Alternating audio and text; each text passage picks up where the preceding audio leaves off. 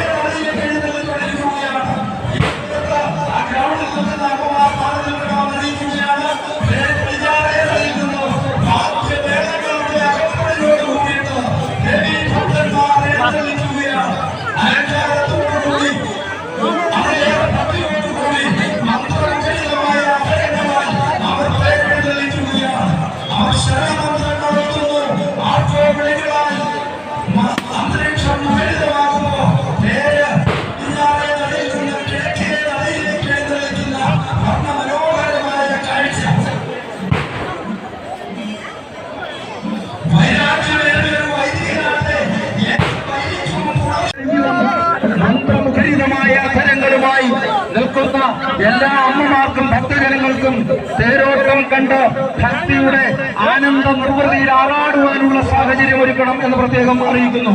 കൂടാതെ കെട്ടുകാഴ്ചകൾ, പകൽ കാഴ്ചകൾ, ദീപക്കാഴ്ചകൾ എന്നിവ ഓരോന്നായി ദേവസന്നിധിയിലേക്ക് കടന്നു വരുവാൻ ഈ രാജപാതയുടെ ഇരുഭാഗങ്ങളിലായി വിവിധ ദേശങ്ങളിൽ നിന്നെത്തി പാർക്ക് ചെയ്തിട്ടുള്ള വാഹനങ്ങൾ, അവയിൽ അസൗകര്യമായി പാർക്ക് ചെയ്തിരിക്കുന്ന വാഹനങ്ങൾ അവിടെ നിന്ന് മാറ്റിക്കൊടുക്കുവാൻ പ്രത്യേകം ശ്രദ്ധിക്കണമെന്ന് അറിയിക്കുകയാണ്.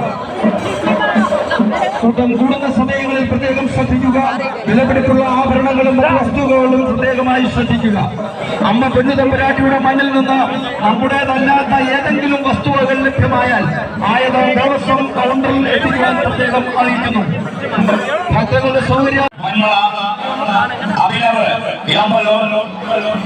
മണിയമ്മ മണ്ണള പ്രതാപ് രാജ് പള്ളിക്കൽ ജ്ഞാനമ്മ പേരുതിരുത്ത് അഭിജിത്ത് പവിത്ര പ്രേമൻ കൈതക്കുഴി ഗീത രാമൻകുളങ്ങര ശശിമോഹൻ കൊപ്പണ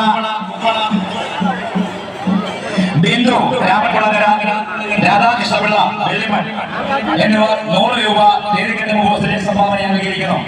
എല്ലാവർക്കും പ്രേമശ്രീ ഭദ്രകാളിയമ്മയുടെ എല്ലാവിധ അനുഗ്രഹങ്ങളും നേരുന്നു.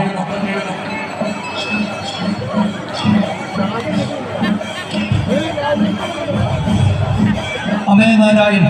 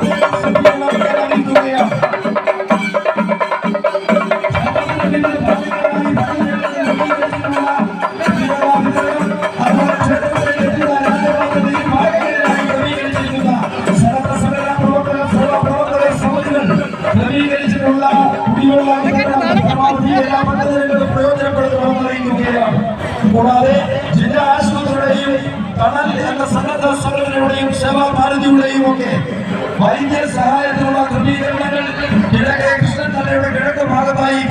ക്രമീകരിച്ചിട്ടുണ്ട്. അത് ക്രമീകരിച്ചിട്ടുള്ള ജില്ലാ ആശുപത്രിയുടെ ഉദ്യോഗസ്ഥ സുഹൃത്തുക്കൾ, സന്നദ്ധ സംഘടനാ പ്രവർത്തകർക്ക് ക്ഷേത്ര ഭരണസമിതിയുടെയും തിരുവുത്സവ കമ്മിറ്റിയുടെയും നന്ദി അറിയിക്കുകയാണ്. തിരുവുത്സവത്തിന് മാറ്റം കൂട്ടുന്നതിനും അതിന് കിരിവ് വർദ്ധിപ്പിക്കുന്നതിനും അച്ചടക്കത്തോടെ